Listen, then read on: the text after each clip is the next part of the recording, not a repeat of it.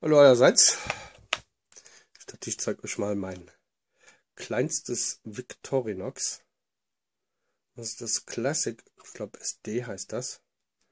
Und habe ich bin mir nicht sicher, ich glaube ca. 20 Jahre. Ich habe es aber ein bisschen pfleglich behandelt.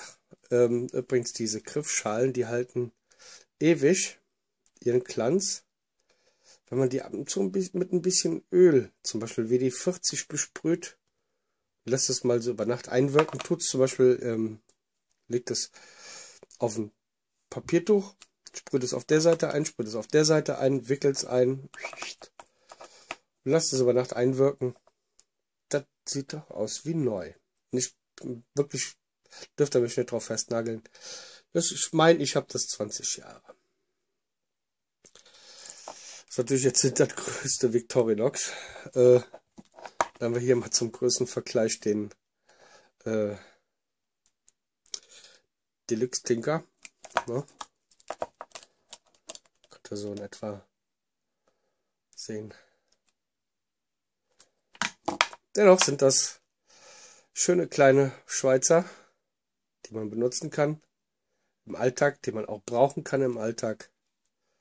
Und hier die kleine Klinge, wo die Leute sagen werden, ach was du Scheiße, was willst du ja mit so einer kleinen Klinge? Wenn man dem mal so einen Luftröhrenschnitt könnte man dann mit zum Beispiel auch. Entschuldigung. Jetzt ist das Ding weggeflogen. Na, wo ist die Luftröhre? Verdammt. Da, so einen Luftröhrenschnitt könnte man auch mitmachen. Haben wir hier noch eine kleine Schere. Ich zeig mal im Vergleich die vom Deluxe Tinker. Klar, man sieht schon, da ist ein Unterschied, aber der ist nicht so gewaltig. Das hat mal 1 Zentimeter sein. Ja? Ich sag mal, das kann man wirklich überall hinstecken. Das wird wahrscheinlich sogar in die Badebuchs passen und die Leute denken nicht, ihr habt so ein 20 Zentimeter Gerät. Also, das Schnibbeln funktioniert auch hiermit. Für die Leute, die dann unbedingt drauf bestehen, Fallschirmschnur zu schneiden. Augenblick, ich bin schon wieder unvorbereitet. Mann, Mann, Mann. Und verschnupft bin ich auch noch. Tut mir ja leid. So.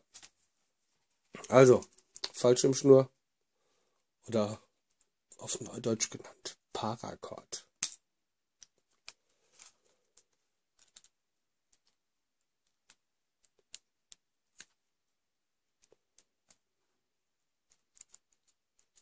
Na, ich glaube, ich muss doch mal schärfen. Moment, weil ich habe die noch nie geschärft. Versuch's mal mit der hier. Ja klar, okay, ich muss schärfen.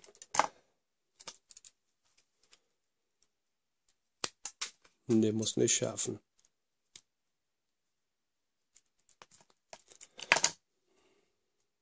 Holen wir die Stränge hier raus. Fallschirmschnur. Diese 7 Stränge lassen sich übrigens auch nochmal aufdröseln in 3. 1, 2, 3. Da macht auf 7 Strängen macht ihr 21 Schnürchen. Da könnt ihr schön mit, guck mal hier, kannst du noch mal teilen.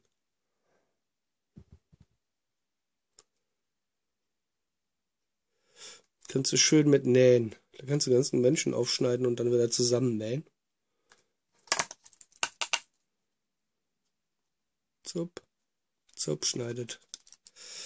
Schneidet das auch hier mit? Ich denke ja. Ich halte ja meine Sachen immer schön scharf. So, Freunde. Und mach's hier mal vom ganzen Stück. Ne, hier von da. Wer braucht serrated Klingen? Keiner.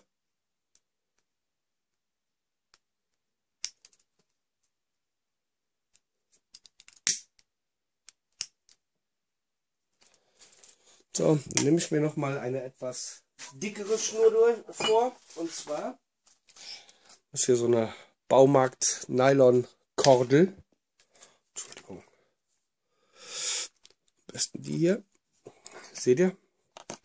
Die ist etwa so dick wie ein Strohhalm von McDoof.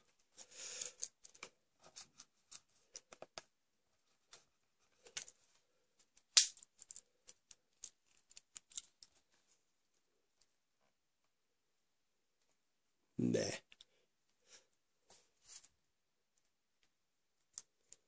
Na, wie gesagt, ich muss die wohl doch ein bisschen schärfen. All die Jahre nicht geschärft worden.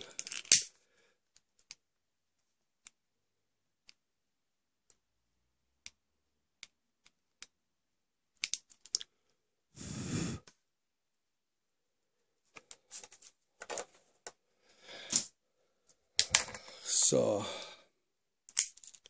Dann haben wir hier noch Zahnstocher, Pinzette.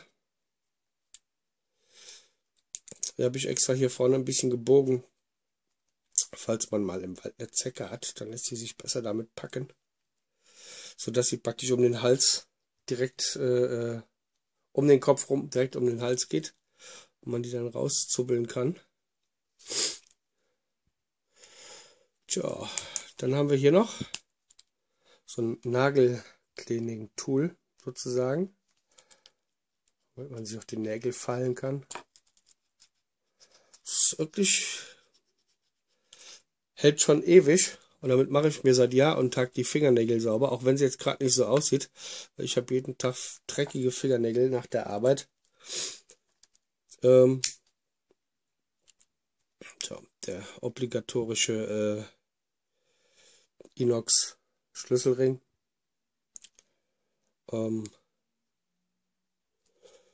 Ja, ich habe den allerdings nicht am Schlüssel, ich habe den immer in der Hosentasche. Und zwar da, wo diese auf der rechten Seite die kleine Tasche ist. Deshalb ist er auch noch so gut verschont.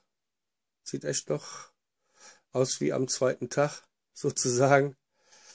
Ja, und ich glaube, die gibt es heutzutage noch für 8 €. Wenn euch das gefallen hat, kauft es euch. Das ist kein großes Geld.